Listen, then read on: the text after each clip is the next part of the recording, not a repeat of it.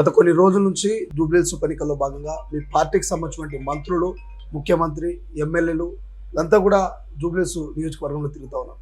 So మీరు కూడా అప్పుడప్పుడు పోయేస్తూ ఉన్నారు. ఎట్లుంది, ప్రజల నుంచి ఏమంటున్నారు? ఈసారి అధికార కాంగ్రెస్ పార్టీకి ఇక్కడ పట్టం కట్టే అవకాశం ఉందా, లేకపోతే సిట్టింగ్ సీట్ అయినటువంటి బీఆర్ఎస్ అభ్యర్థిని గెలిపించే ఛాన్స్ ఉందా? కాంగ్రెస్ పార్టీ మా నవీన్ యాదవ్ గారు ఒక 50,000 మెజార్టీతో గెలవబోతున్నాడు అక్కడ.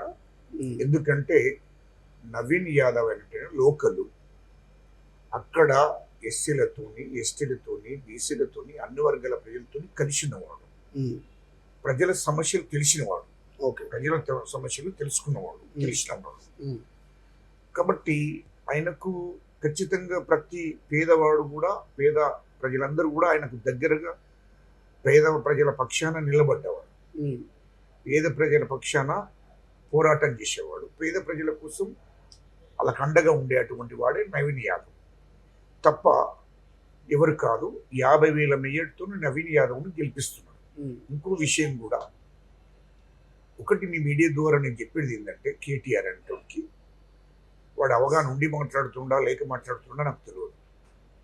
నవీన్ యాదవ్ను బీఆర్ఎస్ కేటీఆర్ కానీ వాళ్ళ వర్గం ఎవడన్నా కానీ గుండా నవీన్ యాదవ్ అని చెప్తున్నారు. నేను ఒకటే అడుగుతున్నాను, కేసీఆర్ 2,000 కోట్ల పార్టీ పెట్టుకున్నాడు, టీఆర్ఎస్ పార్టీని పెట్టుకున్నాడు. టీఆర్ఎస్ పార్టీని పెట్టుకున్నప్పుడు నవీన్ శ్రీశైలం యాదవ్ దగ్గరికి పోయాడు.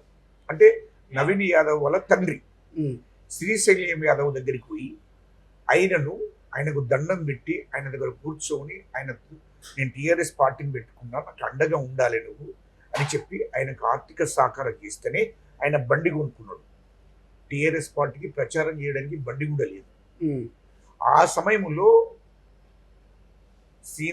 శ్రీశైలం యాదవ్ గారు డబ్బులు ఇస్తే ఆయన బండి కొనుక్కున్నాడు. ఆయన పార్టీకి అండగా ఉన్నాడు శ్రీశైలం యాదవ్. ఎవరు? నవీన్ యాదవ్ గారు తండ్రి. ఆయనతోని కేసీఆర్ తిన్నాడు, తాగిండు, కూర్చున్నాడు, మాట్లాడిండు.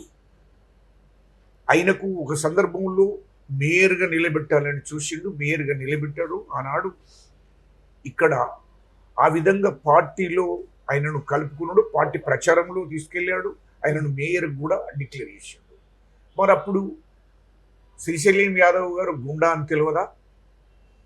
ఇప్పుడు నవీన్ యాదవ్ గారి కుటుంబము మరి వాళ్ళు గుండాలు రౌడీ లేనప్పుడు కేసీఆర్కు తెలియదా? అంటే మీరు పార్టీలో మీతోని కమిట్మెంట్గా ఉండి మీ పార్టీలో ఉన్నంత వరకేమో వాళ్ళు ఫేర్ నీతివంతులు, కాంగ్రెస్ పార్టీకి వచ్చే వరకు నీతివంతులు గారా? ఇదేమి లుచ్చాగిరి, గుండా రౌడీ అని మాట్లాడడం కేటీఆర్ నుండి తగదు. ఎందుకంటే అలాంటి లుచ్చే మాటలు మాట్లాడితే జూబ్లీహిల్స్ ప్రజలు ఒప్పుకోరు, అది గుర్తుపెట్టుకో.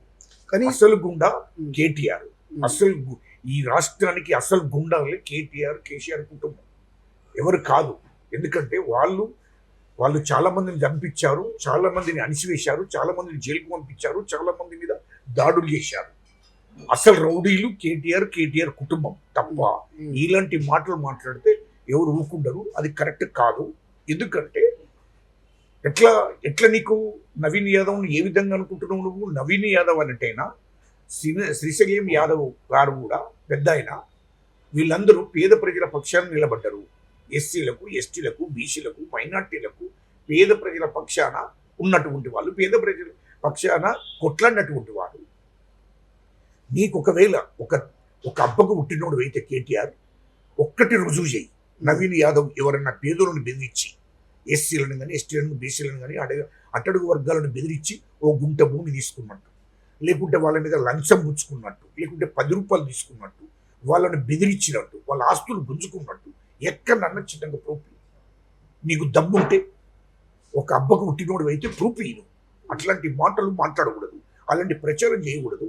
నవీన్ యాదవ్ అంటే నీతి నిజేతపరుడు, పేదల పక్షాన నిలబడేటువంటి వాళ్ళు. శ్రీశైలం యాదవ్ అయినా కూడా, నవీన్ యాదవ్ అయినా కూడా పేదల పక్షాన నిలబడ్డరు.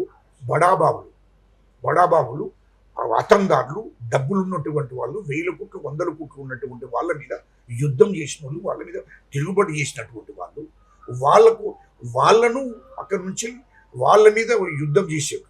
పేద ప్రజల పక్షాన నిలబడ్డారు వీళ్ళు. వాళ్ళ మీద యుద్ధం చేస్తే వాళ్ళ మీద పోరాటం చేసి వాళ్ళ మీద బిజినెస్లు చేసిండ్రు. వాళ్ళకు బిజినెస్లలో వాళ్ళ మీద పోటీ పడ్డారు తప్ప పేద ప్రజలను ఒక్కరిని కూడా ఏమనలేదు. అంటే పేద ప్రజల పక్షాన్ని నిలబడ్డోడంతా గుండాల రౌడీలు కనపడుతుర్రా నీకు? గుండాల రౌడీ లెక్క కనపడుతుర్రా? అది కరెక్ట్ కాదు. కేటీఆర్ అంటుడు దుష్ప్రచారం చేయడం సరైంది కాదు. అసలైన తొలి వెలుగు. ఫాలో వాట్సాప్ @తొలి వెలుగు అఫీషియల్.